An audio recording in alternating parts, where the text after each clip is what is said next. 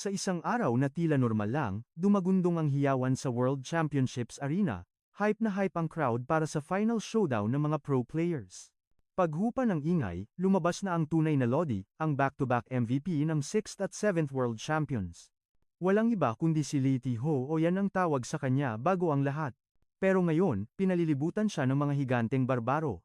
Weird daw ang suot niya at sobrang liit parang minion lang sa paningin nila. Nagkatinginan ang dalawang mokong na nag-uusap. Tinawag ng kalbong mandirigma na hayop ang isa dahil ito pala ang pumatay sa kanya noon.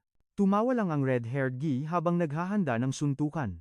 Di gets ni Lee ang salita nila, pero alam niyang kailangan niyang umeskapo bago siya masandwich ng dalawang higante. Pero sa halip na magpatayan, biglang nag-appear ang dalawa na parang magtropa. Tuwang-tuwa pa ang red-haired warrior dahil siya ang naging tiket ng kalbo papuntang Valhalla. Solid na laban yon, banat ng kalbo. Pero nagtaka siya kung bakit nandito na rin ang pumatay sa kanya. Umamin ang red hair na GG siya ng isang bata na may 5 braids. Ama, ang sigaw ng bata habang sinasaksak siya sa tiyan. Nanlaki ang mata ng kalbo, kilala niya yon. Anak niya yon, isang malaking karangalan.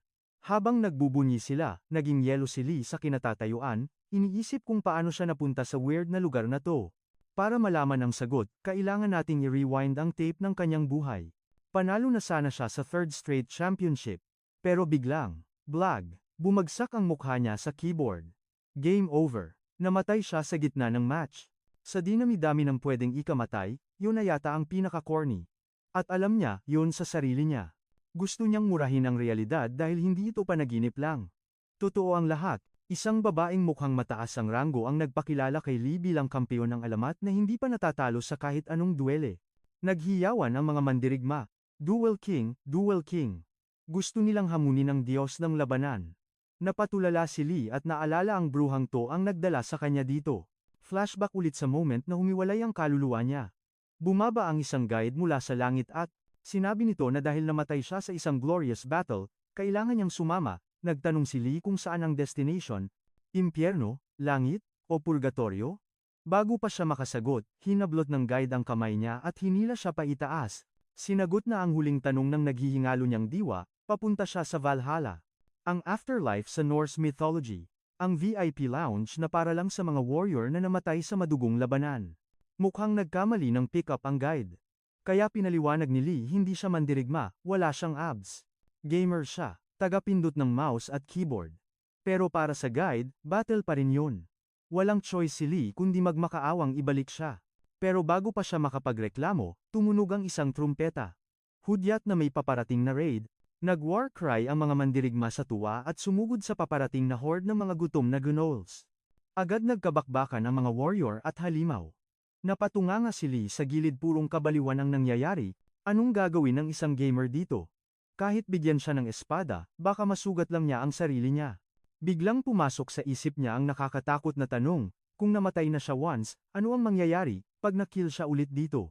Sumagot ang tadhana, isang goal ang biglang sumulpot at humampas ng dambuhalang espada sa kanya. Yuko, sigaw ng isang boses. Automatic na gumalaw si Lee, biglang sumupalpal ang isang buff na mama at pinalipad ang gnoll gamit ang isang skill. Ngumisi ang mama, hindi mo ba alam ang tungkol sa mga saga? Kitang-kita sa mukha ni Lee na wala siyang alam sa lore ng mundong to. Nag-lecture ang mama, ang pagpasok sa Valhalla ay nangangahulugang may nagawa kang alamat sa iyong buhay. Dito, ang kasikatan ay nagiging stats. Kung gaano ka ka-legendary sa lupa, ganoon kalakas ang saga mo dito. Nag-isip si Lee ng achievements niya, kaso, puro kain, tulog, at grind lang sa video games ang ginawa niya 24/7. Teka, paano kung ang achievements ng character niya ang mag-a-activate? Ang exploits ng immortal warrior na si Kalstead, pagkaisip niya kay Kalstead, biglang bumalot sa kanya ang isang aura, isang mystical power na pamilyar pero nakakagulat. Meron ka palang saga. Tuwang sigaw ng mama. Tingnan mo ang mga letra ng liwanag sa harap mo. Hindi alam ni Lee ang lengguwahe, pero naiintindihan niya. Parang may auto-translate ang system interface. Pumustura si Lee. Kung ang title ng Immortal Warrior ay galing kay Kalstead, ibig sabihin, kaya niyang maging pinakamalakas sa mundong ito. Nakita ng mama ang ngiti niya at sumigaw, focus sa laban, bata. Isa na namang gnoll ang bumulusok mula sa ere. Boom! Pinalaganap nito ang maso kay Lee. Napilitan siyang umatras at mag-roll bago makabalanse ng tayo. Teka lang, isip ni Lee. Dapat one-hit kill lang to kay Kalstead, Bakit ang hina? Bug ba ang system? Inayos niya ang salamin at nakita ang fine print sa ilalim ng title. Nanlaki ang mata niya. Synchronization rate, 1%. Beast mode agad si Lee sa sobrang inis. Napakaliit ng nakasulat, ano to, scam na insurance policy. Joke time ba to? Tawang-tawa naman ang lodi niyang kausap. Sabi nito, intro pa lang yan ng tulong niya. Hindi pa tapos ang alamat, simula pa lang ng epic saga. Kailangan niyang pandayin ang sarili niyang kwento para lumakas. Grind hard ang motto. Bago umalis, nagpakilala ang warrior si Bjorn. Kita-kits kung buhay ka pa, banat ni Bjorn. Rinig ni Lee, pero deadma muna survival mode on kasi ang koya nyo dahil sa sitwasyon. 1% lang ng kapangyarihan ni Kalstead ang meron siya, sapat na yun, kahit katiting, legit na power up pa rin. Karipas ng takbo si Lee para makuha ang espada. Buo ang tiwala niya sa lakas ng nag-iisang Kalstad, ang one-man army na lumaban sa daan-daang sundalo. Habang bumubuelo ng malupit na atake ang kalaban, nag-flashback sa isip ni Lee ang alamat ni Kalstad at ang sarili niyang kapalaran. Seconds before disaster biglang sidestep sa likod ng kalaban. Ramdam niya ang hiyawan ng arena at ang bangis ni Kalstad na parang hurricane sa digmaan. Nag-apoy ang mata ni Lee sa confidence. Determination unlocked. Inactivate niya ang saga, the charge of a true warrior. Boom! Pagkatapos ng move na yun, muntik na siyang sumalampak sa sahig. Ubos ang stamina, parang jelly ang mga binti sa gitna ng bakbakan, pero worth it. Tumba ang kalaban na akala mo kung sinong siga, gets na ni Lee ang mechanics ng laro ngayon. Ang pag-alala sa achievement ay nagiging bagong skill. Speed buff lang ang nakuha niya, pero sapat na para hindi mag-game over ngayon. Tapos na ang bakbakan sa arena. Retreat muna ang lahat sa dinner hall para mag-recharge at mag-celebrate. Yung magkakaaway kanina, tropa na ngayon. Buhay sila, pero bad trip si Lee. Puro karne lang ang handa, walang kanin. At alak pa, kumakain lang siya dahil gutom, hindi dahil masarap. Irony di ba? Patay na siya pero naghahanap pa ng lasa. Biglang umupo si Bjorn sa harap niya. Blag. Nakita niya ang simangot ni Lee. Gusto mo ng masarap? Parank up ka muna ng class mo, Totoy. Ito ang budget meal zone. Dito tambayan ang mga lowest class na warrior at mga baguhang noob sa Valhalla. Kaya wag mag-expect ng buffet.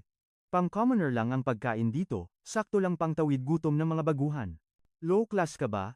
Tanong ni Lee. Hagalpak si Bjorn. Bumaba lang daw siya para mga musta. Nagpasalamat naman si Lee sa tips tungkol sa saga.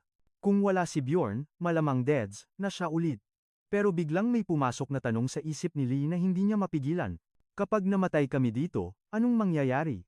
Sagot ni Bjorn, magiging warriors of steel sila. Reincarnation malala. Walang gutom, walang sakit. Puro bakbakan lang forever. Para kay Bjorn, yun ang ultimate paradise ng tunay na mandirigma. Pero para kay Lee, impyerno yun. Para kang nakulong sa bakal na kabaong, forced labor sa gyera kahit patay ka na. Creepy. Kaya isa lang ang goal niya, bawal mamatay. As in, never. Hinding-hindi siya papayag maging robot. Para mawala ang kaba ni Lee, iniba ni Bjorn ang usapan. Pipiliin na daw ang affiliation nila, ha? Ano yun? Nagtatakang tanong ni Lee. Magsisimula na ang show, sabay turo ni Bjorn sa pinto. Biglang tumahimik ang lahat nang pumasok ang isang babae. Napanood niya ang lahat ng galawan nila sa arena kanina, siya ang magsasabi kung saang legion sila mapapabilang habang buhay. Valkyrie ba yan? Bulong ni Lee. Siya si Regen Leaf, pakilala ni Bjorn. Anak ni Odin, royal blood, pre. Iba ang level niyan. Utos ni Regen Life, tingin sa inyong mga baso. Doon lilitaw ang pangalan ng Diyos na pagsisilbihan at susundin nila mula ngayon. Explain pa ni Bjorn, nasa Legion of the Gods of Asgard sila, mahabang pangalan, pero simple lang, mas malakas na Diyos, mas malupit na power up. Ang alam lang ni Lee ay si Odin at Thor. Salamat sa kaka-video games niya dati. God of War gaming lang ang peg. Pero kung pipili lang din, sana yung OP na God na ang makuha niya. Kailangan niya ng malakas na backer para mabuhay. Fast forward tapos ng sorting hat ceremony. Naglalakad si Lee sa tabing ilog kasama ang isang redhead. Nagtataka siya, Legion of Gods ba talaga to? Bakit parang solo flight siya? Asan ang ibang member? Ghost Town yata ang napuntahan niya. Napansin ng babae ang pagka-praning niya, chill ka lang, sabi nito, may perks din naman ang Legion natin, no? Huwag kang nega. Walang boss na bunganggera, walang pasaway na subordinate sa baba. Paradise, di ba? Akala ni Lee nag-J-joke lang siya. Pero seryoso, siya lang mag-isa sa Idun's Legion. Balik tanaw sa ceremony, lahat naghihiyawan sa tuwa nung nakuha nila result nila. Yes, Team Thor ako. Team Tyr dito, puro sikat na pangalan. Pero nung tinignan ni Lee ang baso niya, sino to? Di ko kilala. Tumingin siya kay Bjorn. Ang tingin sa kanya ni Bjorn, parang naawa na namatayan. Kaya mo yan, pre, sabi ng mata nito habang tinatawag na sila ng mga Valkyrie, hanap dito, hanap doon si Lee. Walang sumisigaw ng idon, huling-huli na siya sa pila, wala pa ring tumatawag sa pangalan ng Diyos niya. Hanggang sa may narinig siyang bulong. Yung Valkyrie na naka-assign, parang bored na bored at naglilinis pa ng tenga, walang gana, bes. Dahan-dahang lumapit si Lee, Idun's Legion po? Biglang napatalon sa tuwa ang Valkyrie. Shocked siya na may pumasok na recruit sa kanila. Pinigil ni Lee ang hininga niya nang lumapit ito. Mahirap na, baka may, gumising, na hindi dapat dahil sa ganda ng babae.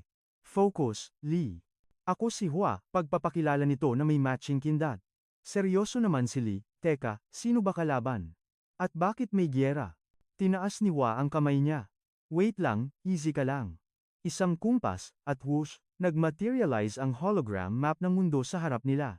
Nasa pinakasentro sila ngayon ng Asgard, at sa kailaliman naman ito nagtatago ang Muspelheim. Mula sa ilalim, walang humpay ang pag-atake ng mga higante, masasamang Diyos, at halimaw. Curious si Lee sa pulang bahagi sa gitna ang tinatawag ni Heda na Aaron. Bumagsak na ang lugar na yon. Ngayon, sila na ang front line sa giyerang ito. Kalaban nila ang mga nilalang na gustong wasakin ang buong mundo. Biglang may naalala si Lee dahil sa kwento ng isang sikat na God of War. Ito na ba ang tinatawag na Ragnarok? Gulat si Heda na alam niya yon. Kinumpirma niyang bahagi nga sila ng Ragnarok ang huling digmaan para sa kapalaran ng lahat. Pakinggan man na parang saving the world, ang drama, pero ang totoo? Survival mode, lang sila araw-araw. Napaisip si Lee, kung posible ang pagtawid sa iba't ibang mundo, ibig sabihin ba nito, may pag-asa pa siyang makauwi sa Earth? Matapos ang quote, hassle, na pagbagtas sa mamasa-masang kuweba, narating din nila sa wakas ang templo ni Idun, sila lang kasi ang exclusive warriors ng Diyosa. Sabi ni Heda, magbigay galang sila. Napanganga si Lee sa tindi ng architecture ng lugar. Seryoso ba? Makikita nila ang isang goddess dito? Paliwanag ni Heda, hindi direct. Nasa higher plane, kasi ang Diyosa, mas mataas na dimensyon kaysa sa kanila. Para makakonect, inabutan ni Heda si Lee ng isang golden apple. Ihulog lang daw niya ito sa lupa. Ginawa ni Lee ang utos at boom. Isang nakakasilaw na liwanag ang bumalot sa kanya. Ang init, ang gaan sa pakiramdam. At lumabas si Idun, ang Diyosa ng kabataan. Tulalang-tulala si Lee sa ganda ng Diyosa, parang tumigil ang mundo at may kung anong puwersa sa puso niya ang nagudyok sa kanya na lumuhod agad. Yung instinct, natulog, biglang nagising sa presensya ng Diyosa. Itinaas ni Idun ang kanyang kamay at ibinigay ang divine blessing. Isang shield, na poprotekta sa katawan ni Lee laban sa kamatayan, sa isang iglap, bumalik ang lakas ng kanyang kabataan. Yung back pain, yung carpal tunnel, kakagaming, pananakit ng leeg, pati, indigestion. Lahat pun cured, good as new. Napangiti na lang si Idun at sinabing looking forward, siya sa magiging ambag ni Lee sa laban. Pagkatapos ng himalang yon, ginising ni Lee si Heda. Ramdam na ramdam niya ang buff ng kanilang Diyosa. Paliwanag ni Heda, si Idun ang Diyosa ng buhay. Sa battlefield, kahit sobrang sakit ng mata mo niyang sugat, impossible, na siyang mamatay dahil sa blessing. Nakatingin lang si Lee sa kanya mula sa ibaba. First time yata niyang makakita ng babae sa ganyang anggulo.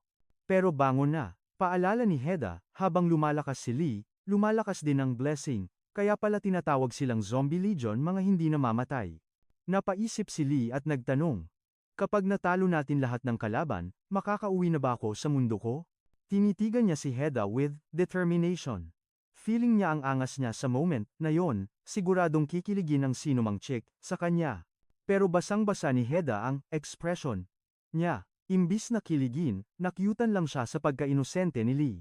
Inilahad ni Heda ang kamay niya para tulungan siyang tumayo, pagtapos na ang gyera at nanalo tayo, pwede kang umuwi kung gusto mo. Desidido na sana si Lee na umuwi. Ayaw niya sa brutal na lugar na to. Pero nung dumampi ang kamay niya kay Heda, biglang nagbago ang ihip ng hangin. Teka lang, baka may enjoyment din naman dito?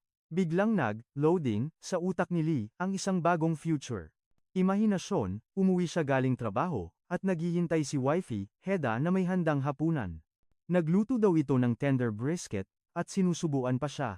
Grabe, Heaven, na ba to? Ano pa bang hahanapin ng isang lalaki? Pero biglang pak. Balik sa realidad, yung karne sa bibig niya, kasing kunat ng sapatos. Wasak ang ta-delusion niya sa tigas ng pagkain, napansin ni Heda na nahihirapan siya lumunok. Sabi nito, kailangan nilang magsumikap at magpa-rank up para gumanda ang rasyon nila. Mas gaganda rin ang trato sa kanya kapag lumakas siya. Kaya tiis ganda, muna sila ngayon. Pagkakita sa ngiti ni Heda, automatic, na naman ang utak ni Lee. Gumawa na naman ng panibagong future, kasama siya. Kahit ang Saga system, di kayang i-calculate ang level ng pagka-delulu niya. Matapos kumain ng makunat na hapunan, diretso sila sa training area. Oras na para intindihin ang system ng mundong ito. Bawat talo niya sa kalaban, may makukuha siyang rune. Hula ni Lee, ito yung pulang enerhiya na pumasok sa katawan niya kanina. Parang currency, para bumili ng abilities, di ba? Tumpak, sabi ni Heda. Pero mas litong-lito si Lee sa stats. Gets na niya ang stamina, at agility, basic, na yon. Pero para saan ang mana at willpower sa build niya? Paliwanag ni Heda, mana ang nagpapalakas ng magic, at defense. Willpower naman para sa concentration, at tibay ng loob. Gusto pa sanang magtanong ni Lee, pero tinanggap na lang niya ang crude explanation. Pwede ba palakasin ang Saga gamit ang mana? Sagot ni Heda, negative. Espesyal ang Saga, hindi ito nadadaan sa stats. Base ito sa kwento mas maraming nakakaalam, mas malakas ang paniniwala, mas lumalakas ang Saga. Minsan, mas matindi pa ang nagiging kapangyarihan ng Saga kaysa sa totoong nangyari sa realidad. Halimbawa, yung simpleng paghuli ng malaking ahas. Sa kwento, pwedeng maging alamat ng pagpaslang sa isang legendary dragon. Sa mga low-class warriors, simple lang ang Saga, kwento ng pagpapalakas. Astig din naman, pero kulang pa yon para maging true Saga. Ang tunay na Saga ay pagsasakatuparan ng mga alamat dito na lalabas ang mga effects, nakakaiba at game-breaking. Pwedeng gumawa ng armas, mag-transform, o mag-summon ng buong army, pero isa lang ang dapat niyang itatak sa kokote niya. Ang pagbuo ng sarili niyang Saga ay nakadepende na sa diskarte niya. At alam ni Lee, legit ang sinasabi ng dalaga. Ang kwento ni Cal Stids, ang alamat ng Dragon Knight, biglang umalingaw-gaw ang bell hudyat na start na ng basaga ng mukha. Umaasa si Ha na naabsorb niya ang lecture, dahil oras na para sumabak ulit sa giyera, wala man lang breather, grabe naman. Isang portal ang nagmaterialize sa harap nila. Paliwanag ni Ha, didiretso na siya sa deployment area kung saan nagtitipon ang mga mandirigma bago ang bakbakan, pero bago tuluyang pumasok si Lee sa lagusan, sinuot muna niya ang kanyang battle gear. Check na check ni Ha ang porma niya, kahit halos himatayin na ang bida natin sa pagpigil ng hininga. Nang okay na ang lahat, agad siyang tumalon sa portal. Pero may pahabol na bilin si Ha, bawal mamatay, utang na loob. Kinilig naman si Lee, pero agad niyang pinatigas ang sarili. Focus lang, gaya ng utos ng kanyang mentor. Dahil sa blessing ni Idun, mission impossible ang mamatay. Paglabas niya sa portal, bumulaga sa kanya ang dagat ng mga warriors na uhaw sa laban. Habang nag-iisip si Lee kung major event ba ito dahil sa dami ng tao, bugsh! Isang malupit na hampas sa likod ang sumalubong sa kanya. Si Bjorn, tuwang-tuwa ang loko na makita siya at napansin agad ang bangis sa mata ni Lee. Mukha ba namang Diyosa ang Valkyrie niya? Malamang, oo naman. Napahagalpak na lang si Bjorn sa reaksyon niya. Lahat naman daw ng Valkyrie ay magaganda, kaya normal lang na ma-in love. Pero teka, kailangan na yang hanapin ang legion niya.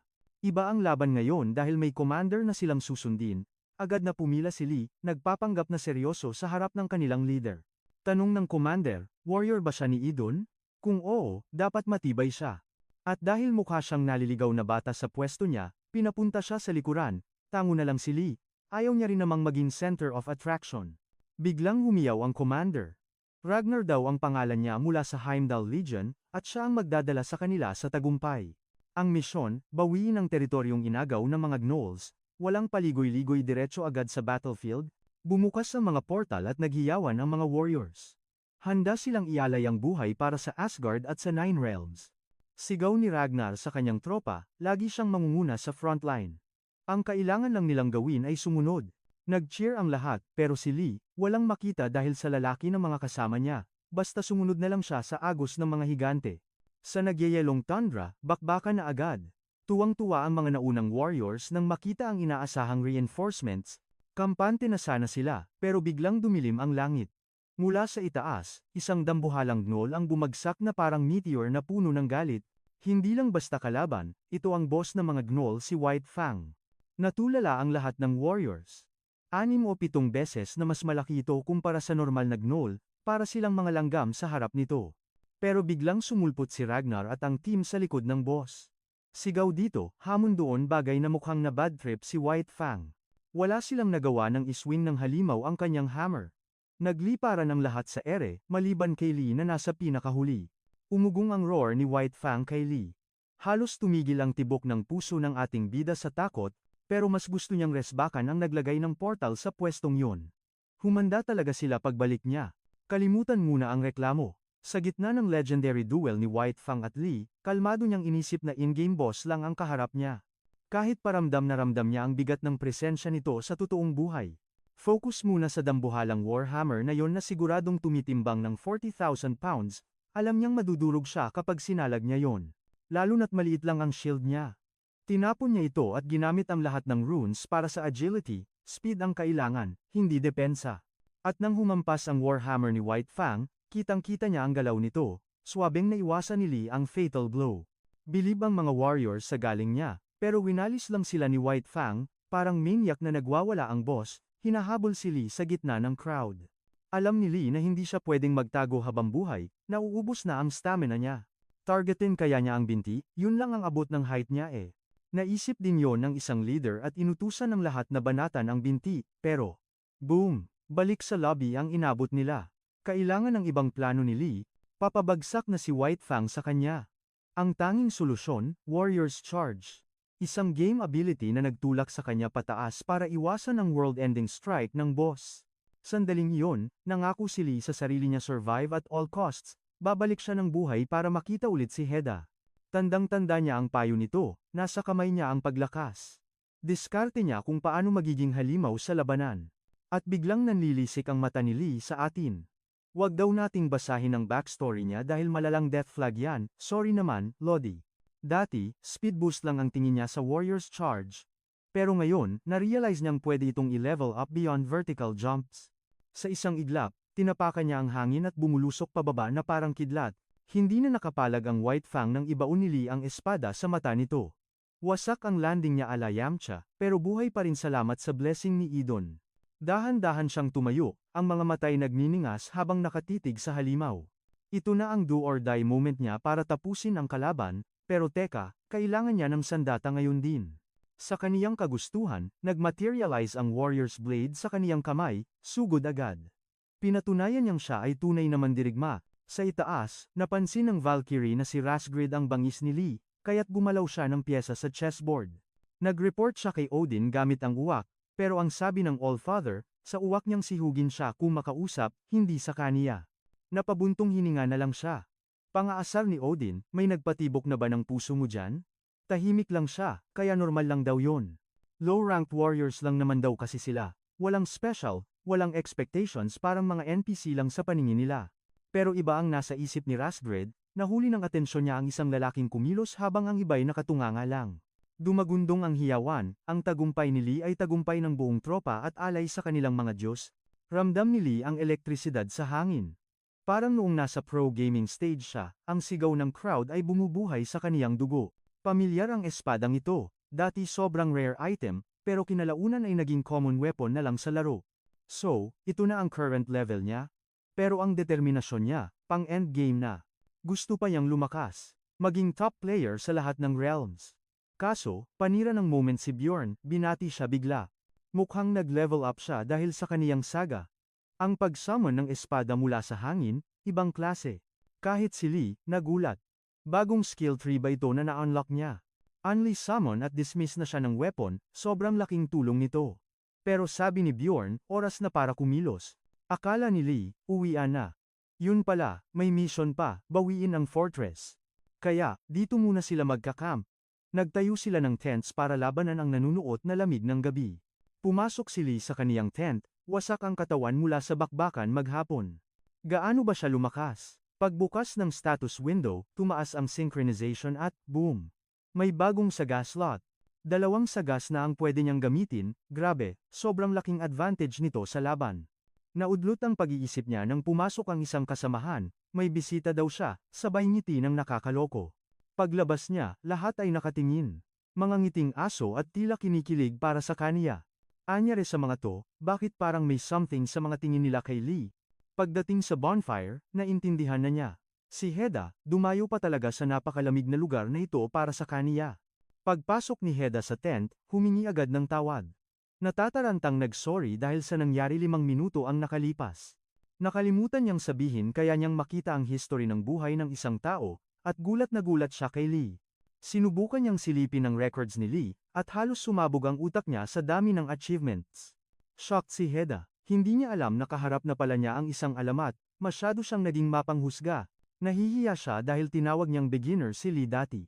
Pinapakalma siya ni Lee, pero deep inside, cute na cute siya sa dalaga. Gusto sanang magpaliwanag ni Lee. Sinabi niya ang totoo, lahat ng yon, laro lang. Nagawa niya ang mga yon, totoo, pero sa virtual world, mundo ng ones, zeros, at siguro 6 o 7 din. Medyo gets ni Heda, pero di talaga. Wala namang PC gaming sa mundo nila, di ba? Pero para kay Heda, solo niyang ginawa yon, kaya bilib pa rin siya. Parang natunaw ang puso ni Lee sa sinabi niya. Dati, laging sinasabi sa kaniya, laro lang yan, sayang sa oras. Pero ngayon, kinikilala na ang galing niya. At sa kabilang buhay pa talaga ha. Pero biglang iniba ni Heda ang usapan. Tungkol sa sagas, walang limit sa dami, pero sa level niya ngayon, matagal bago siya makagawa ulit kapag pumili na siya. Kaya warning ni Heda, huwag kang bara-bara, pag-isipan mong mabuti ang pipiliin mo. Binuksan ni Lee ang interface. Anong skill lang magpapakita ng tunay na lakas niya? Puro buffs lang kasi meron siya ngayon galing sa Kalstad, kailangan niya ng pangbasag, yung offensive skill. Biglang pumasok sa isip niya ang Dragon's Eye, ang matang nakakakita ng lahat ng katotohanan, minaterialize niya ito agad. Napangiwi si Lee ng nakakatakot, pati si Heda kinilabutan. Pero alam niyang ito ang tamang desisyon. Kinonfirm ni Lee ang skill.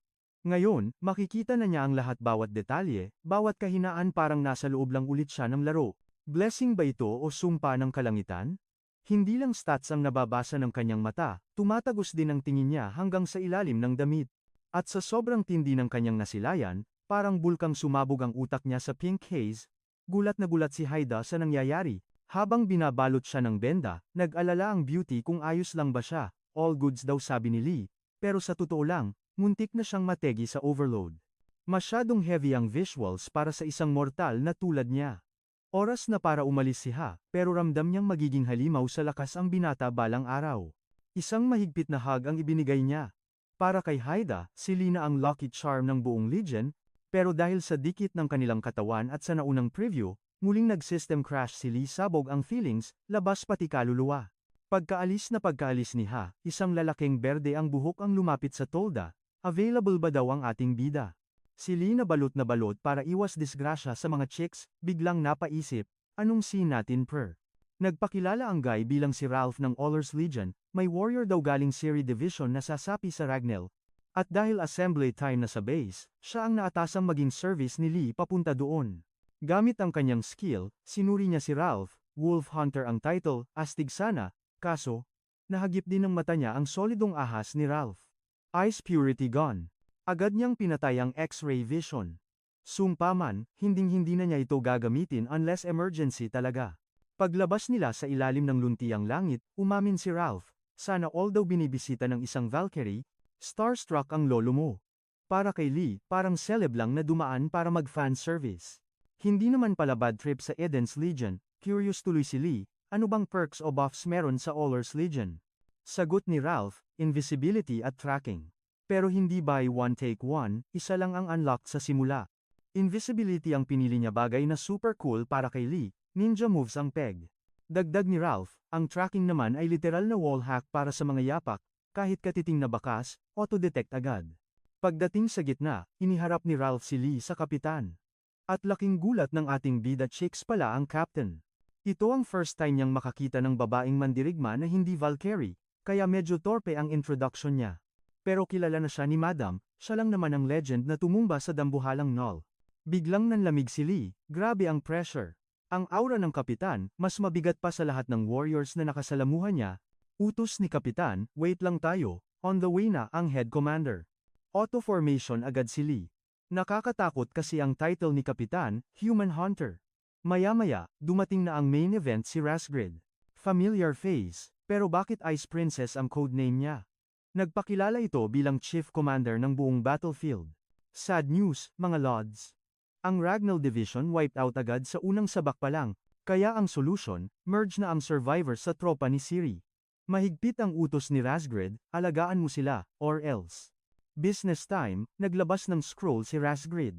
Nakita niya ang logs at oras na para sa loot distribution, front and center, Lee. Siya lang naman ang nag-solo kill sa leader ng Null. Savage. Ang premyo, isang supot ng ginto, rare rune, at 10 contribution points para sa Legion, jackpot. Gustong-gusto nang ngumiti ng ating bida, pero poker face muna. Kahit kating-kati na siyang mag-celebrate sa kanyang pagsikat. Para kay Lee, ang pagtumba sa boss monster ang highlight ng career niya. Pero iba ang trip ng mga bros.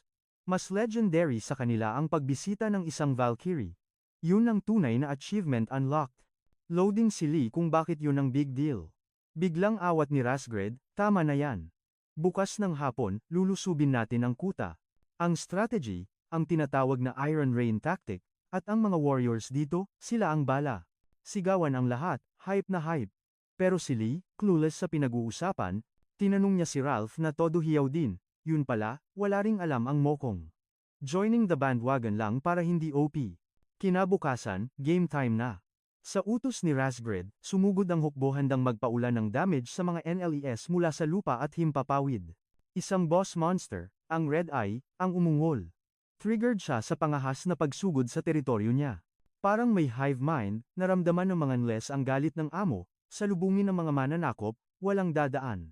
Pero may master plan si Ciri. Habang busy ang clash sa harap, may Spec Ops unit na aakyat sa pader para buksan ang gate. Ang objective, pasukin ang rune, Magic Control Room. Nagmagaling si Ralph, akala niya lilipad sila parang superhero, si Lee naman, umaasang high-level teleportation magic ang Iron Rain. Pero ano ang reality?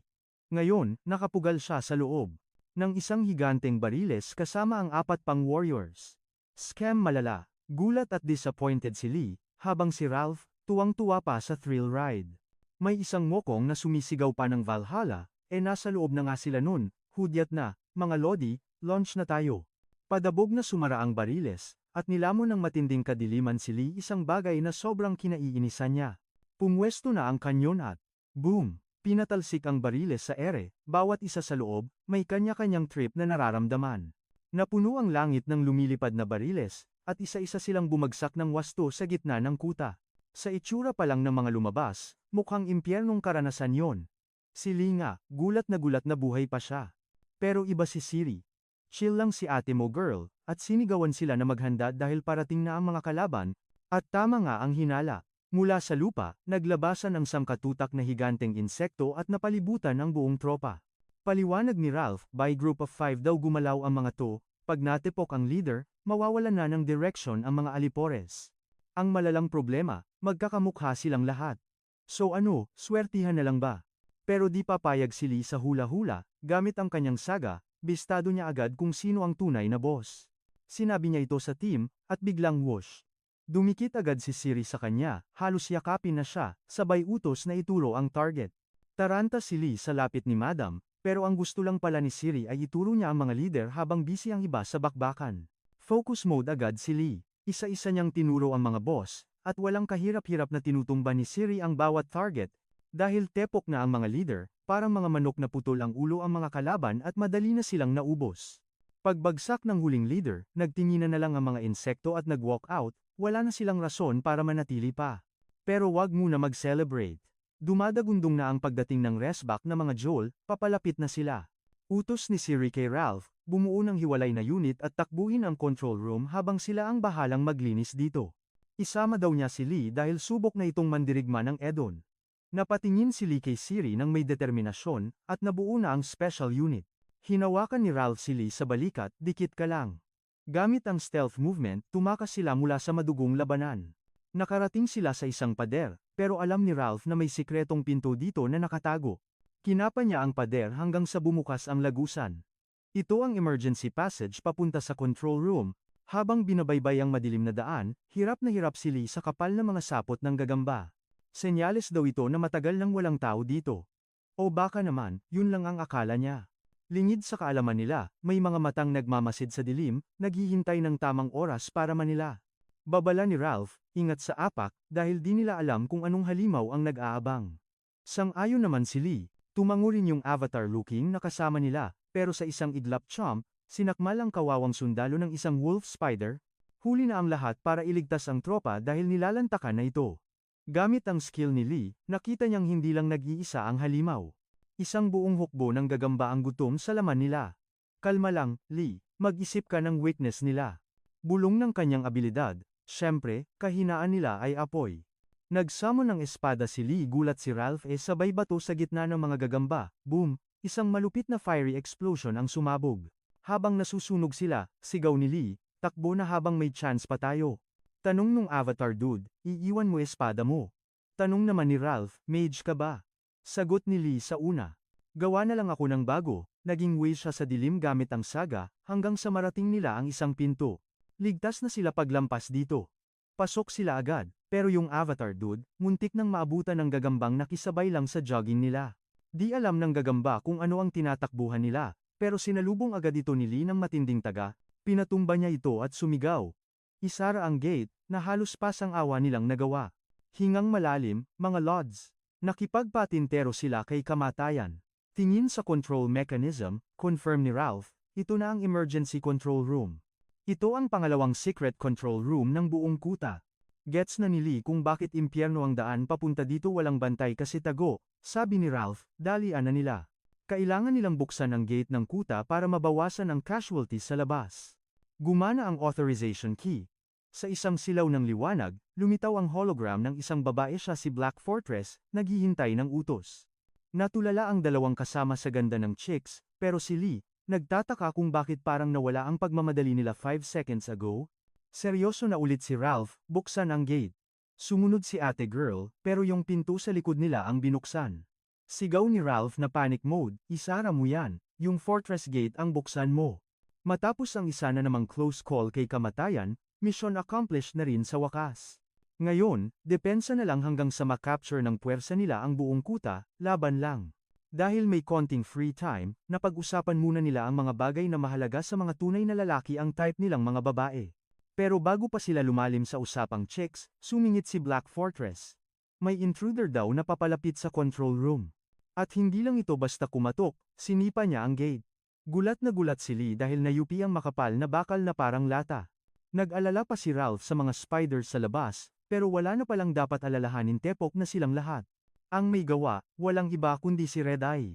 Dumagundong ang boses nito at nangakong pupulbusin silang lahat. Alam ni Lee na delikado ang sitwasyon, pero lutang ang isip niya kay Haida habang sumusugod. Kaso, hindi basta-bastang mid-tier boss ang kalaban nila ngayon. Umikot si Red Eye dala ang kanyang maso at sapul ang avatar. Tumalsik ito sa pader na parang basahan. Sinubukan niyang puntiryahin si Lee, pero nawawala ito nasa ere na pala at handa nang bumagsak para sa isang strike. Pero mautak si Red Eye. Nahuli niya si Lee sa ere, binitawan ng maso, at sinalo ang ating bida para sa isang malupit na pile driver, gusto yatang tapusin ang buhay at pagkalalaki niya ng sabay. Napasigaw si Ralph sa takot dahil critical hit ang tinamo ni Lee. Nagdidilim na ang paningin ni Lee. Naramdaman niya ang init at puting liwanag habang akmang dudurugin na siya ni Red Eye. Pero teka lang, napaisip siya bigla sayang naman ang gwapo niya kung mamamatay siya ngayon. Agad gumamit si Ralph ng saga at nagpakawala ng bolang apoy kay Red A. Sinigawan niya ang iba na umayos kung ayaw nilang matigok dito. Siyempre, bad trip si Red Eye dahil walang nangangahas na kumalaban sa kanya. Pero sa moment na yon, nag-alangan siya. Sino ang uunahin niya? Ang archer na epal o itong lalaking bugbog sarado na sa sahig? Nakita ito ni Lee kaya nilabas niya ang kanyang special move ang mag-play dead na parang ilang linggo ng patay. Lalo tuloy na buwisit si Red Eye at nagdesisyong unahin ang archer. Si Ralph na ang sunod na target, kailangan niyang gumawa ng paraan. Kahit mukhang katapusan na niya, hindi siya papayag na mamatay ng walang laban, biglang gumalaw si Lee. Sobrang sakit ng buong katawan niya, parang bibigay na. Pero hindi pa tapos ang laban, ginamit niya ang dash at sumuot sa pagitan ng hita ni Red Eye target ang solid snake nito. Sa kasamaang palad para sa boss, parang nahati ang kanyang dragon, bumagsak si Red Eye, hawak ang kanyang precious jewels habang tumitili sa sakit. Napanganga ang mga kasama ni Lee sa ginawa niya. Sigaw ni Ralph, tapusin na yan, habang nakaluhod pa. Yun na lang ang tanging magagawa nila sa puntong ito. Habang umiiyak si Rede, lumapit si Lee at humingi ng tawad. Bilang kapwa lalaki, alam niyang low blow ang ginawa niya. Pero pag-summon niya ng weapon, higanting hammer ang lumabas ang Skullbuster, at sa isang hampas, tinapos niya ang pagdurusa ni Red-Eye. Shinek ni Lee ang synchronization niya, umakyat na sa 7%. Pero bago pa siya makapag-celebrate, dinumog na siya ng kanyang mga kasama. Sa kabilang banda, napatay na ang Frostman ng isa sa mga warrior ni Thor na si Braki, tuwang-tuwa ang lahat sa achievement nito. Pero alam ni Thor ang totoo, hindi kay Braki interesado si Rasgrid, kundi sa isang kakaibang nilalang, si Lee. Nang gabing yun, nagkaroon ng selebrasyon para sa kanilang tagumpay. Lumayo muna si Lee sa ingay para mag-isip, pero inabala siya ni Ralph para kumustahin ang katawan niya. Pakiramdam ni Lee ay parang basag na paso ang katawan niya, pero hirit ni Ralph, swerte pa rin siya at buhay pa siya. Noong napile driver kasi siya sa semento, akala talaga ni Ralph ay game over na. Biglang may gustong sumali sa usapan si Siri, malaki daw ang naitulong nila kaya gusto niyang makipag-inuman sa kanila.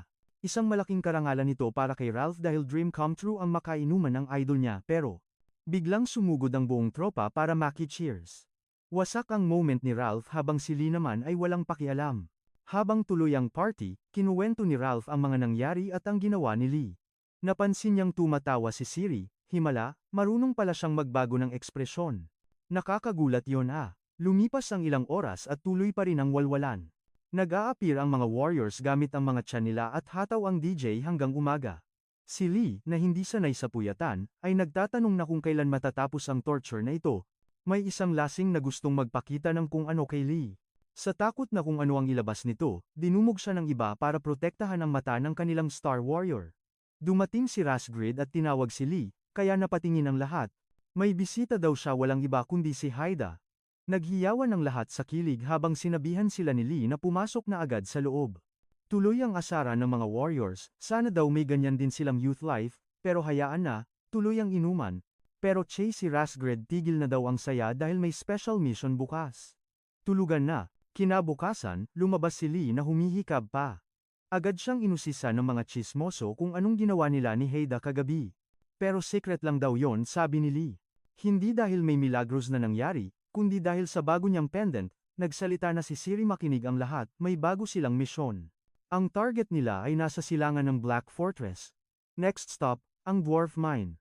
Nang matanaw ng Gnolls ang fortress, selyado na ang minahan at nag-barricade ang mga dwarves, pero nakakabingi ang katahimikan, wala nang balita mula noon. Ang mission order, sugurin ang lugar at alamin mismo kung ano ang totoong ganap sa loob. Feeling expert si Lee sa mga dwarves at nag-judge agad sa itsura nila. Pero binasag siya ni Ralph, medyo racist daw ang dating anon, tall. Pero totoo naman, adik sa beer ang mga dwarves. Baka makahigop na siya sa wakas kahit kakainom lang niya kahapon. Dagdag pa niya, ito raw ang pinakamacho sa lahat ng lahi. Imagine, pati mga bebot nila may balbas. Hindi ma-process ni Lee ang visuals, pero sinaway sila ni Siri tikom bibig, hindi pa siya tapos mag-briefing.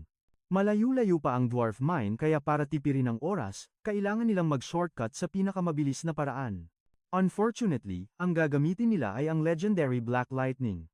Shooked ang buong squad, pati si Ralph na panganga. Pero gaya ng dati, clueless pa rin si Ralph kung ano yun. Basta nag-react lang siya para makisama sa trip. Noong isang gabi, seryosong kinausap ni Ha si Lee, top secret daw ang sasabihin niya, sabay abot ng isang misteryosong bagay. Muntik nang tumigil ang puso ni Lee nang hawiin ni Ha ang buhok niya, pero yun pala, isusuot lang sa kanya ang Golden Apple Necklace. Legendary item ito na magpapabilis ng recovery niya, at binigyan din siya ng fragments ng Golden Apple panghiling na, pang skincare paala Eve beauty treatment. At bilang final blessing, hinalikan siya nito sa noo, isang moment na tumatak sa kaluluwa niya. Ito ang alaalang nagbibigay lakas sa kanya ngayon habang pilit siyang kumakawala mula sa pagkabaon sa yelo. Ang Black Lightning pala ay literal na pag-launch sa kanila gamit ang mga kabaong, buti na lang buhay pa si Lee pag-ahon niya. Hindi naman siya nag-expect ng normal ride, pero hindi niya inakalang ililibing sila ng buhay para lang makarating, mukhang okay naman siya thanks sa necklace. Ilang sandali lang, naglabasan na ang buong team sa harap ng gate ng minahan, bukas ito ng maluwag, parang may naghihintay na patibong. Walang takot na nag-utos si Siri na pumasok, at sumunod naman ang lahat sa formation. May pumunan na sobrang dilim sa loob. Pero ganoon talaga ang mga dwarves, hate na hate nila ang sikat ng araw. May urban legend pa nga na nagiging bato sila pag na-expose sa araw. Habang nagbubulungan, nag-announce si Siri na pinadala sila ni Rasgred bilang reinforcement. Ginamit ni Lee ang kanyang saga skill para mag-scan, at nakita niyang nagkalat ang sandamakmak na dwarf sa paligid. Pero may mali, ang mga mata nila ay nagliliyab sa pula at punong-puno ng walang katapusang galit. Agad sumigaw si Siri ng shield wall, at nag-form ang mga warriors bago pa man umulan ang libu-libong palaso sa kanila. Hirap na hirap silang panatilihin ang formation sa lakas ng impact. Nang humupa, tinanong ni Siri si Lee kung na-identify ba niya ang mga kalaban. Tumutok si Lee sa dilim at laking gulat ni Ralph sa nalaman mga dwarf zombies ang sumasalubong sa kanila. Alam ni Lee ang ibig sabihin nito, ubos na ang mga totoong dwarves, wala nang natira. Naniniguro si Ralph kung totoo ba, pero buo ang loob ni Lee iba-iba man ang tawag, zombie pa rin sila at patay na. Akmang titira ulit ang mga kalaban kaya nag-utos si Siri ng shield formation pero sumigaw ang isang warrior wasak na ang mga shields nila. Sa sobrang bugbog ng mga palaso, pwede na lang itong gawing panggatong sa apoy.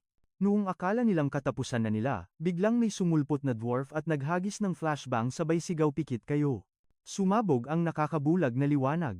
Disoriented ang mga zombies, kaya sinamantala ng squad ang pagkakataon para sumunod sa survivor papasok sa isang hatch. Nauna si Ralph pero na-stuck ang loko, kaya walang awa siyang tinulak pababa ng dwarf. Nang safe na ang lahat, bumungad sa kanila ang tunay na underground city sobrang ganda at kumikinang ang pader sa iba't ibang klase ng ores. Nagkumpulan sila habang nagpapaliwanag ang dwarf kagagawan daw ito lahat ng isang malupit na vampira. Bigla na lang itong sumulpot kahapon nang magbukang liwayway at sa loob ng isang araw, winasak nito ang lahat.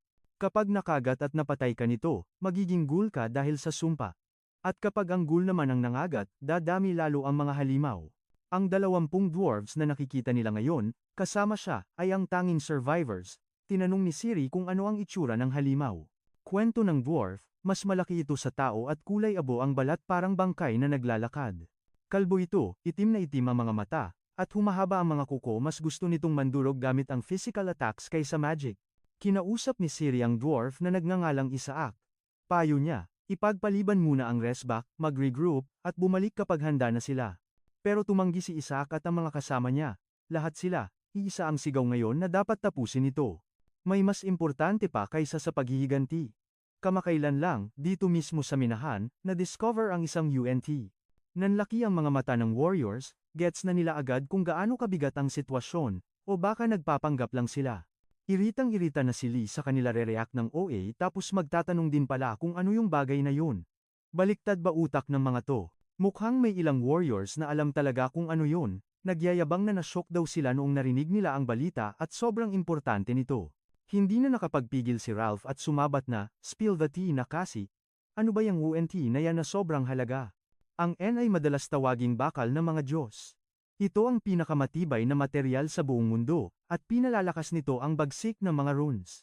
Maging ang legendary weapon na Mjolnir ay gawa rito. Dahil bawal itong mapunta sa kamay ng kaaway, kailangan nila itong unahan agad. Hinaram sila ni Isaac sa isa pang underground keep at itinulong nasa top floor ang sagradong anvil at nandoon ang target nilang ore. Malamang nandoon din ang mga vampira. Ang metal na to ay napapanday lang gamit ang starlight at moonlight kaya nagtaka si Lee paano mangyayari yun sa ilalim ng lupa. Paliwanag ni Isaac, ang tuktok ng tore na yun ay konektado sa surface at nabubuksan ang kisame. Agad na realize ni Lee na ito ang vital information na kailangan nila. Dahil tanghaling tapat ngayon, siguradong manghihina ang mga vampira sa sikat ng araw. Binuksan nila ang gates at walang pasabing sumugod sa mga undead dwarves. Parang nag-enjoy pa ang mga kalaban, pero wala nang atrasan to. Nagpang-abot ang dalawang panig. Bakbakan ng hindi mapigilang puwersa at matibay na depensa. Pumuwesto ang vanguards ni Siri sa unahan, kasunod ang dwarf warriors na gamit ang mighty skills para lipulin ang dati nilang mga kapatid. Sa tindi ng strategy, abante lang sila ng abante. Gamit ni Isaac ang kanyang tools para siguraduhing makakaakyat ang lahat, kahit pa dating mga kasama ang binubura nila. Sa wakas, narating nila ang tuktok. Pagbukas ng pinto, nakita nila ang ant sa anvil pero nasaan ang vampira? Tinuro ni Lee ang kisame boom, nandoon siya. Nakahanda na ang archers pero iba ang vibes ng nilalang na to, parang null ang presence. Maliit lang siya, pero umaapaw ang nakakakilabot na aura. Ginamit ni Lee ang kanyang saga kumpirmado, isa itong Strigoi. Itinutok ng archers ang mga pana, pero sa isang kisap mata, tinagpas sila ng Strigoi at huminto ito mismo sa harap ni Lee. Nagtataka ang halimaw kung paano sila nakarating doon. Ayaw na ayaw pa naman niyang may nakikialam sa kayamanan niya. Banta ng Strigoi kay Lee, huwag kang gagalaw kung ayaw mong humiwalay ang ulo mo sa katawan mo, damay pati mga alipores mo. Parang may mata siya sa likod, agad tinanong ni Siri si Ralph kung ayos lang ba ito. Buhay pa naman sila, pero hirap na silang gumamit ng bow, mukhang sinadya silang buhayin ng kalaban. Tama ang hinala. Sabi ng Strigoi, sayang naman daw kung papatayin niya agad ang mga ganitong kalakas na warriors. Plano niya silang gawing mga powerful ghoul warriors. Naisip ni Lee, mas gugustuhin pa niyang mamatay kaysa maging puppet. Kahit mamatay sila, magiging bakal na warriors lang sila. Bigla, isang bolt ang humagibis papunta sa Strigoi, walang warning, hangin lang ang narinig. Pero sinalulang ito ng Strigoi na parang wala lang. Ang lakas ng loob niyong lumaban ha. Tumingin si Isaac kay Siri na siyang tumira. Nagkaintindihan sila mas mabuti pang mamatay habang lumalaban kaysa maging aso ng halimaw na to. Nagpakawala si Isaac ng rumaragasang apoy mula sa kanyo niya, pero tinawanan lang siya ng Strigoi, mukhang naglalaro lang daw sila. Binasag ng halimaw ang pader ng apoy. Sigaw ni Siri, shield wall formation, protektahan si Isaac. Pumustura sila, pero hinampas ng Strigoi ang sahig. Tumalsik silang lahat at hindi makagalaw sa lakas ng impact. Gumanti ang mga dwarfs gamit ang kanilang whirlwind formation, pero wa effect. Para sa makapangyarihang Strigoi, parang kinikiliti lang siya. Kampanteng sinalo ng halimaw ang lahat. Dasal ni Lee, sana magtagal pa siya diyan, dahil bubuksan na niya ang hatch para pumasok ang araw. Nang makakita ng tiempo, binuksan ni Lee ang kisame, bumaha ang nakakabulag na liwanag sa buong kwarto. Nagliyab ng kulay lila ang Strigoi at humiyaw sa sakit. Sinira din agad ni Lee ang lever para wala nang makapagsara nito. Napaluhod ang Strigoi. Pinalibutan nila ito, pero nagdadalawang isip kung ano ang next move. Tanong ni Ralph, Lee, alam mo ba paano patayin yan? Hula ni Lee, pwedeng tuhugin ang puso o hintayin na lang maabo sa araw. Pero teka, may napansin si Lee na hindi maganda. Nagcha-chant ng spell ang Strigoi. Tinatawag niya ang maitim na ulap para takpan ang langit, itinaas nila ang mga sandata para tapusin na siya. Pero bago pa tumama, sumabog ang katawan ng Strigoi at naging libu-libong paniki na humarang sa liwanag. Ang tunay na anyo niya ay isang Virgo. Humiyaw ito, alam niyang bawal siyang magpakampante ngayon. Kaya sisiguraduhin niyang hindi na siya mahahawakan ng mga ito. Napansin ni Lee ang gagawin niya Black Bile. Ilag kayo, sigaw ni Lee. Ang mga inabutan ay natunaw ang laman hanggang buto na lang ang natira. Nang asar pa ang Strigoi, kayo ba ang mga bayani? Puro kayo takbo. Lumiliit na ang arena. Paubos na ang pwedeng pagtaguan nila mula sa nakamamatay na asido. Alam to ni Lee kaya nagdesisyon na siya, haharapin niya ito, hindi pwedeng matapos ang lahat dito. Ginamit niya ang charge ability at sumugod. Tinawag siyang hangal ng Strigoi sabay buga ng acid diretso sa kanya. Pero nag-spam ng saga si Lee. Akala ng Strigoi tinamaan niya, yun pala after image lang. Nasa likuran na niya ang tunay na Lee. Umatungal si Lee sa kanyang pag-atake, pero crack, wasak ang kanyang blade sa makunat na balat ng Strigoi, nanlaki ang mata niya walang talab. Ngumisi lang ang halimaw at nagyabang, unfortunate naman, aniya, ang mumurahing espada daw na ganyan ay di uubra sa kanyang invincible skin. Dahil sa puwak word, na pwesto, plakda, si Lee sa balikat ng kalaban. Hoy, anong trip to? Bulyaw ng Strigoi. Nag-explain si Lee pero pinalayas siya agad nito. Gets naman ni Lee ang mood, pero paano siya bababa? Nasa ere kaya sila at siguradong fall damage, ang abot niya. Walang paki ang halimaw. Pero dahil alam nitong checkmate, na si Lee, nagdesisyon itong ihulog na lang siya. Round 2, deadman na ang Strigoi sa deal nila. Paglapag na paglapag sa lupa, plano nitong durugin ang ating bida. Pero biglang nagliwanag ang katawan ni Lee, sa gitna ng alanganing sitwasyon, isang bagong legendary saga, ang na-unlock. Nagpanik ang Strigoi at pumagpag ng pakpak, bitaw sabi. Pero chill ka lang bro, banat ni Lee habang nagco-concentrate. Tinawag siyang insolent wretch, pero boom, sa wakas, naintindihan na ni Lee ang mechanics, ng bago niyang saga. Ito ang times hidden ability times ni Kalstead ang pagiging times absolute apex times ng mga times flying creatures asterisk. Mula griffin hanggang dragon, lahat amount lang sa kanya. Gamit ang saga, poof. Ang terror na Strigoi, naging cute na paniki. Dahan-dahan silang bumaba habang nga ang lahat. Pag-landing ni Lee, nagtanong agad si Ralph kung anong next move, nila sa cute na nilalang. Lalapit sana sila para ipet ito, pero si Riri, skeptical, may kakaibang aura, siyang nararamdaman dito. Pero dahil sa cuteness overload, hinaplos din ni Riri. Wrong move, nagising ang primal instinct, ng halimaw at nilabanan ang command ni Lee. Mga lapastangan, sigaw ng diwa nito. Gagawin daw silang trono ng halimaw at uulamin ang mga butot laman nila. Battle stance, agad ang squad, alam ni Lee na hilaw pa ang saga at hindi pa ito fully mastered. May time limit, ang control niya at nauubos na ang oras bago tuluyang mawala ang effect. Wala ng choice, sinakyan ulit ni Lee ang halimaw. Totodo ko na to, sigaw niya. Kailangan nilang mag-combo attacks para mapatumba ang boss na ito. Gina, pinalipad ni Lee ang Strigoi paakyat sa araw blinded, tapos dive bomb, pababa. Tumalon si Lee bago ang impact, blag, face first sa semento ang kawawang Strigoi, wasak ang mukha. Di pa tapos si Lodi, summon Skullbuster, wham, isang malupit na smash, ang pinakawalan niya sa ulo ng kalaban. Pero, tough, talaga ang hayop, buhay pa rin. Tabi, sigaw ni Isaac sabay bato ng backpack. Kaboom! Isang malanuke na pagsabog ang yumanig at tumilapon si Lee. Tinapon nila ang lahat ng firepower, sa naglalagablab na apoy para siguradong finish line, na. Napakamot si Lee, sino ba nagdadala ng ganyang explosives, sa bag? Tanong ni Ralph kung confirmed, kill, na ba? Tiningnan ni Lee ang status bar, ng kalaban nagfe-fade na ang pangalan, victory achieved. Matapos ang laban, nagtipon sila sa treasure chest. Pinakita ni Isaac ang UN metal, kaso ang liit. Yan na yun. Disappointed, ang buong tropa. Kala nila jackpot, na, yun pala sample size, lang ang nakuha sa hirap ng laban. Huwag kayong judger, sabi ni Isaac. Sapat to para sa isang singsing, dati sabi niya pang Jolnir, pero retcon, na daw yun.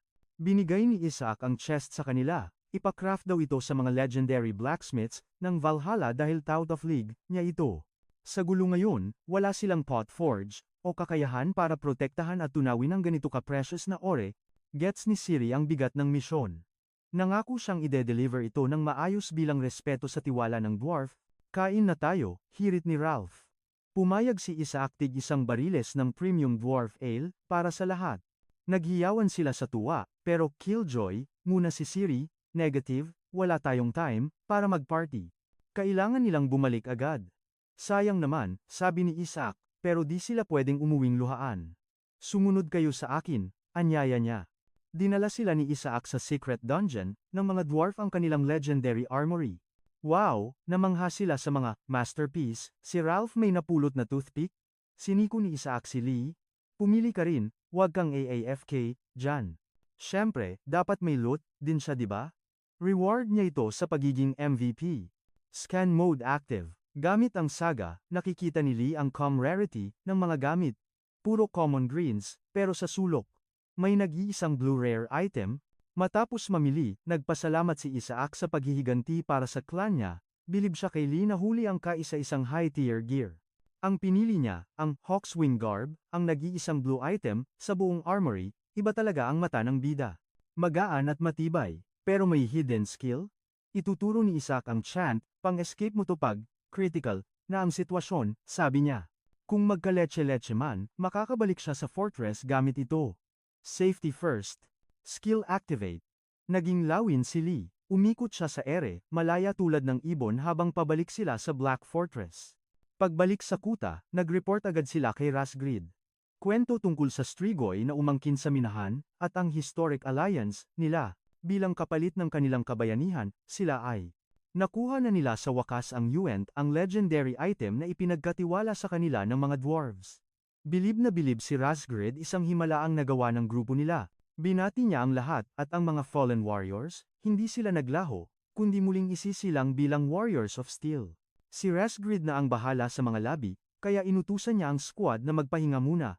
Habang naglalakad, nagyaya agad si Ralph ng inuman, pero matigas ang tanggi ni Lee, gusto lang niyang humiga at mag-recharge. Todo praise naman si Siri kay Lee dahil siya ang MVP ng mission, pero nanatiling humble ang bida natin. Para sa kanya, wala siyang magagawa kung wala ang tulong ng buong team. Kulit talaga ni Ralph, nagyaya ulit ng celebration shots, pero pass pa rin si Lee. Pagdating sa quarters, bumalik sa isip ni Lee ang laban sa Strigoi. Halimaw ang lakas nun kaya nitong kontrolin ang clouds at mag-transform. Hindi biro ang laban, pero dahil tinalo niya ito, jackpot siya sa dami ng runes na nakuha. Dahil dun, pumalo na sa 9 ang kanyang sync rate, konti na lang, maa-unlock na niya ang 10% potential. Ano kayang kapangyarihan ang naghihintay? Samantala, nasa recon mission si Rin Life. Napaisip siya. Masyado na yata siyang lumayo, baka kailangan na niyang bumalik sa base. Pero biglang blag, isang malakas na kalabog ang yumanig sa kabundukan. Nagtaka si Ren. Hindi normal ang ganitong vibration. Gusto sana niyang imbestigahan. Kaso, alam niyang sobrang delikado kung lalapit pa siya. Mabilis siyang nag-transform bilang isang swan. Kailangan niyang makabalik at mai-report ito agad. Pagdating sa keep, gulat na gulat si Rasgrid sa balita ng invasion, at lalong nagulat si Ren na kaabot siya agad. Tapos na agad siyang mag-report.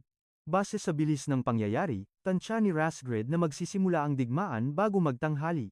Hihingi agad siya ng reinforcements. Pero litong-lito pa rin si Rin, parang wala siyang maalala sa pagre-report niya. Masyado ba siyang narattle sa takot? Nag-briefing na si Siri sa tropa, rest early dahil mahabang gyera ang haharapin bukas, at bawal ang alak. Wasak ang pangarap ni Ralph at ng mga kainuman niya. Pero teka, asan si Lee? Nawawala ang bida. Ayun pala, nakahanap ng isang tago at bakanting parte ng keep. Walang oras para magpahinga, kailangan niyang mamaster ang bago niyang item bago sumabak sa gyera bukas. Grind kung grind. Kinabukasan, dumating si Ingrid, ang Valkyrie ng Nord Legion. May dala siyang 500 low-class warriors, pero sapat ba to? Ilan ba ang kalaban? Ang report ni Rin Life, nasa 6,000 ang kalaban. Sabi naman ni Rasgrid, ang total forces lang nila ay nasa 2,500. Lugi sa numbers. No choice sila kundi idepensa ang pader. Hold the line ang strategy, handa naman si Rin na i-activate ang defensive magic niya in case of emergency. Walang aatras. Lahat ay kumilos para sa Asgard at sa Nine Realms. The next day, humilera na ang lahat. Eto na ang moment ng katotohanan. Nanguna ang Thor's Legion sa assault. Sumigaw ng utos si Siri sa Uller Region Fire, ulan ng pana para sa Asgard. Alam ni Lee na kailangan niya ng range, kaya nagmanifest siya ng crossbow. Sugod para kay Idun, at para sa clan, ang kalaban, hindi basta tao. Hukbo ng mga halimaw, mga gnolls, wyverns, at dambuhalang mammoths. Pinaulanan sila ng arrows ng Asgard. Napilitan ng mga halimaw na mag-shield wall at magbato ng grappling hook sa pader. Inaakyat na nila ang fortress. Pero handa ang mga sundalo ng Asgard. Buhos ng kumukulong tubig sa mga umaakyat. Yung iba, naghulog ng malalaking bato. Pero hindi lang yun ang paraan ng mga beasts para makapasok. Isang higanting mammoth ang bumwelo at bumangga sa pader. Crash, wasak ang depensa. Nakapasok na ang mga halimaw, tuloy ang patayan. Buhay kung buhay ang labanan. Pero lalong nagkagulo nang dumating ang Wyvern Riders, binugahan nila ng apoy ang mga warriors mula sa ere. Chaos malala. Agad gumamit ng barrier si Rin Life para harangin ang apoy. Pero sumigaw siya, hindi tatagal ang shield niya. Kailangan nilang mapabagsak ang mga wyvern sa langit o matutusta silang lahat. Nakita ni Lee ang pagkakataon. Eto na ang moment niya. Tumakbo siya ng mabilis papunta sa dulo ng pader. Tiwala siya sa bago niyang item at sa training niya kagabi. Pagtalon niya, mabilis siyang nag-transform bilang isang lawin. Walang nakapansin sa kanya. Oras na para ipakita ang bunga ng kanyang secret training. Mabilis pa sa kidlat, sumugod siya sa isang rider. Biglang nag-transform ang paa niya pabalik sa tao, bam, sinipa niya ang rider paalis ng wyvern. Inagaw niya ang wyvern at ginawa itong companion. Weapon summon, sigaw niya. Kailangan niya ng spear. Pero ang lumabas, bamboo spear. Seryoso, kawayan. Hindi ito ang hiningi niya, pero pwede na to, diskarte lang. Sugod siya gamit ang bago niyang alaga. Binugahan niya ng apoy ang ibang wyvern riders. Bago pa sila makaporma, nasa likod na nila si Lee. Active pa rin ang saga niya kahit nakasakay, isa-isang bumagsak ang mga kalaban, chicken feet lang sila kay Lee. Naghiyawan ang mga sundalo sa baba, pati si Rin Life, na pangangasa galing ng bida natin. Pero teka, may warning si Ren. Look out, may paparating pa. Isang buong legion ng Harpies ang sumusugod. Alam ni Lee na masyado silang marami para solohin niya. Kaya nag-dive siya pababa sa mga kasamahan. Siri, sakay. Walang alinlangan. Tumalon si Siri, hinablot ang kamay ni Lee, at sumakay sa wyvern, duo action na to. Sabay silang sumugod sa mga Harpies. Gamit ang saga ni Siri, pinaulanan niya ng bolts ang mga kalaban na parang mga sitting ducks na lang sa ere. Napawaw ang mga Valkyrie sa big brain moves ni Lee. Isa na namang MVP performance ang pinakita niya sa labanang ito. Pero teka lang, hindi pa tapos ang laban. Isang nakakatakot na aura ang bumagsak mula sa langit, at sa lakas ng impact, tumilapon ang lahat ng tao.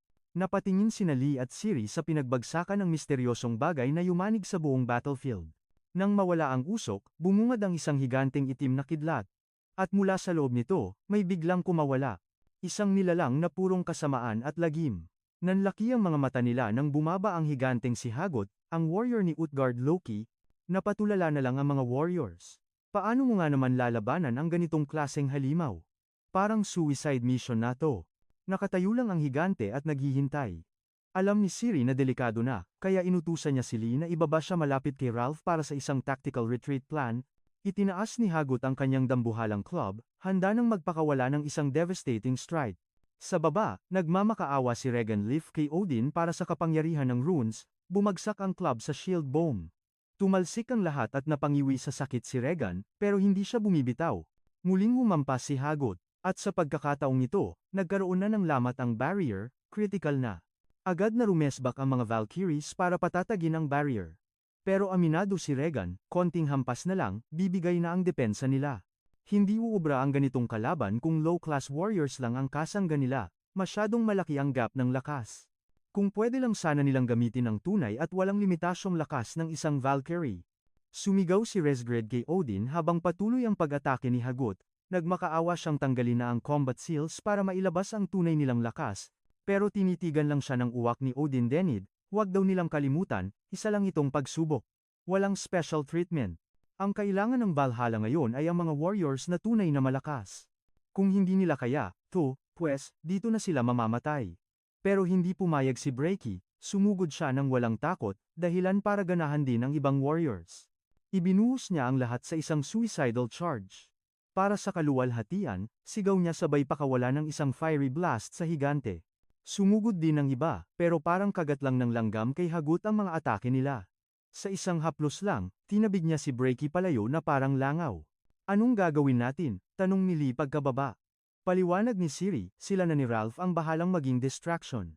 Hihintayin ni Lee ang tamang tiyempo para umatake. Mukhang may nagawang butas si Breaky, isang sugat sa ulo ni Hagot, ayan ang target. Mabilis na sumugod si Lee sakay ng kanyang wyvern. Samantala, inutusan ni Siri si Ralph na ihanda ang siege ballista. Pagkakuha nito, sabay nilang aaktibahin ang kanilang mga saga. Natulala si Ralph, ngayon lang siya nakarinig ng ganitong klaseng strategy. Lumapit si Lee kay Hagot at nag-abang ng perfect timing. Akala niya safe distance na siya, pero biglang WHAM. Nahablot siya ni Hagot, pinalipad paalis, at walang awang pinunit ang mga pakpak ng wyvern niya. Bumulusok si Lee at bumangga diretso sa pader ng kastilyo. Napasigaw si Rasgred at hindi na nakapagpigil, kailangan niyang puntahan ang binata, iniwan niya ang depensa sa ibang Valkyries. Bahala na sila doon, dahil sa ngayon, si Lee na lang ang tanging pag-asa nila. Sobrang sakit, bali-bali ang mga buto ni Lee at hindi siya makagalaw. Ang malala pa, papalapit na ang mga gnolls para tapusin siya. Kailangan kong bumangon. Bulong niya sa sarili. Pero bumibigat ang talukap ng kanyang mga mata. Sa kanyang pagpikit, isang pamilyar na eksena ang lumabas. Ito na ba ang katapusan? Bigla siyang nagising sa isang panaginip na sa apartment siya kasama si Ha. At sa harapan niya, may iniaabot itong piraso ng legendary golden apple. Dahil imahinasyon lang naman, nagpasubo siya kay Haida. Pero sa totoong mundo, hindi niya alam na nakakain na pala talaga siya ng golden apple. Bago pa makalapit si Rasgred, biglang sumabog ang nakakasilaw na liwanag mula kay Lee. Nanlaki ang mata ng Valkyrie Divine Power to. Paano ang isang low-class warrior ay may taglay na kapangyarihan ng isang Diyos? Tumayo si Lee, umaapaw ang enerhiya, at biglang umatras ang mga gnolls sa takot, wala na ang mga sugat. Ramdam ni Lee ang pagbalik ng kanyang lakas, mas malakas pa siya kaysa dati. Sinubukan siyang kuyugin ng mga gnolls, pero butch. Isang suntok lang, nagliparan sila sa ere. Sinumpa niya ang katapatan kay Ha, at siguro kay Adun na rin. Sumigaw si Siri mula sa malayo, ready na kami dito. Makakalapit ka ba kay Hagot? Napakamot si Lee, wala na akong service Pero biglang sumulpot si Rasgred, sakyan mo ko. Biglang namula si Lee at napatigil. Ha, anong ibig mong sabihin? Sakay agad. Habang busy ang ibang warriors sa pag-atake na wala namang epekto kay Hagot, lutang pa rin si Lee. Teka, seryoso ka ba dyan? Isang salita lang ang binigkas niya, Draco. Sa isang iglap, nag-transform si Rasgred bilang isang dambuhalang dragon. Ngayon, naiintindihan na niya kung bakit pinagbawal ni Odin ang pakikialam nila. Sobrang lakas ng binatang ito, higit pa sa inaakala ng lahat, ang laban na to, para talaga sa kanya. Siya ang tatapos nito. Inutusan niya ang warrior ni Edo na sumakay sa likod niya, bilisan mo, buhay ang kapalit ng bawat segundong, binibili ng mga kasama natin. Huwag niyang sayangin ang sakripisyo ng mga namatay. Kahit hindi nasusugatan, dinudumog na ngayon si Hagot ng lahat. Grabe, sobrang bad trip na nito. Awkward na kumapit si Lee kay Rasgrid habang humaharurot sila paakyat sa langit, halos di na siya makahinga sa tindi ng speed. Nakatingala sina Siri at Ralph, at sa isang tinginan lang, alam na nila ito na ang golden opportunity na hinihintay ng lahat. Sabay nilang inasinta ang balista at walang pag-aalinlangang inactivate ang kanilang mga saga ng sabay. Hindi rin magpapatalo si Breaky, umalingaw-ngaw ang sigaw niya habang tinatawag ang pangalan ng kanyang Diyos ang Son of God saga, activated. Sumabog ang kapangyarihan ni Siri at Ralph. Habang bumulusok naman pababa si Lee kay Hagot, tinarget ni Breaky ang sakong ng kalaban gamit ang kanyang dambuhalang palakol. At sa saktong pagbitaw ni Siri sa bolt, boom! Sa pool si Hagot, wasak ang depensa niya mula sa dalawang magkahiwalay na atake. Walang preno, sumugod si Lee at nag-summon ng kanyang spear. Alam niyang ito na ang one-time big-time na pagkakataon kaya itinaya na niya ang lahat sa tirang ito. Ibinuhos niya ang full power ng kanyang saga. Parang barena na bumaon ng spear sa ulo ni Hagot lumilikha ng puwersang kasing lakas ng isang buhawing nagwawala. Sa wakas, tapos na ang boxing. Maaari na silang huminga ng maluwag dahil si Hagot, ang halimaw ni Loki, ay tuluyan ng pinulbos. Pagkatapos ng madugong bakbakan, napuno ang bulwagan ng tawanan at masiglang kwentuhan ng mga survivors. Dumating na rin ang mga Valkyrie, naka-outfit pang party at handang mag-inuman. Tinaas ng mga mandirigma ang kanilang mga baso bilang pagpupugay sa mga diyosa ng digmaan. Todo sorry naman si Regan Leaf dahil hindi niya kayang pagsilbihan ang lahat ng sabay-sabay. Pero syempre, hindi pwedeng bitin ang inuman. Ang kanyang kapatid, ang Ice Princess na si Resgrid, ang magsasalin ng alak para sa dalawang MVP ng laban ngayong araw, hiyawan ang buong crowd at tinawag pa siya sa kanyang nickname, kaya naman gigil na gigil siyang manapak ng tao. Pero huminga siya ng malalim, tumikhim, at formal na inanunsyo ang mga pangalan ng mga bida. Ang una, ang halimaw mula sa Legion ni Thor si Brachi. Dumagundong ang palakpakan habang umaakyat siya sa entablado, at ang pangalawa, ang nag-iisang pambato ng Idun's Legion si Lee. Mas lalong lumakas ang hiyawan dahil tandang-tanda nila, siya yung pinuntahan ng isang Valkyrie sa kwarto. Sana all, sigaw ng iba, dahil siya lang naman ang nakasakay sa likod ng isang Valkyrie, kitang-kita naman ang pagka-bad trip sa mukha ni Rasgrid. Kasunod nito ang announcement ni Ingrid, dahil sa kanilang epic performance, promoted na ang dalawang ito bilang inferior ranked warriors. Saglit na natigilan si Lee. Pamilyar ang ranggong yon ah. Di ba yan din ang rank ni Bjorn dati? Muling naghiyawan ang lahat para sa bagong champions, itinaas ni Regan Leaf ang tagay oras na para magwalwal at i-celebrate ang panalo. Nakipag-cheers si Brachi kay Lee at medyo napangiti ang ating bida. Di niya inakala, pero masarap pala sa feeling ang ganitong maingay at masayang samahan. Nilagok niya ang alak sa isang inuman lang. Nagwala na ang crowd nang simulan niyang sumayaw na parang lasing na tito sa fiesta. Pero sa madilim na sulok ng hall, may isang misteryosong lalaki ang nakipag-usap sa isang anino. Bilib siya na nakagamit si Lee ng divinity sa ganoong kababang rank. Pero para sa kanya, basic lang yon, kayang-kaya kahit ng mga anak niya. Deadma lang ang kausap niya. Kaya napabuntong hininga na lang ang lalaki, dahil nakiusap naman ng maayos, sige na nga, pagbibigyan niya minsan. At parang usok, umalis siya sa hall nang walang sinumang nakakapansin sa kanyang presensya.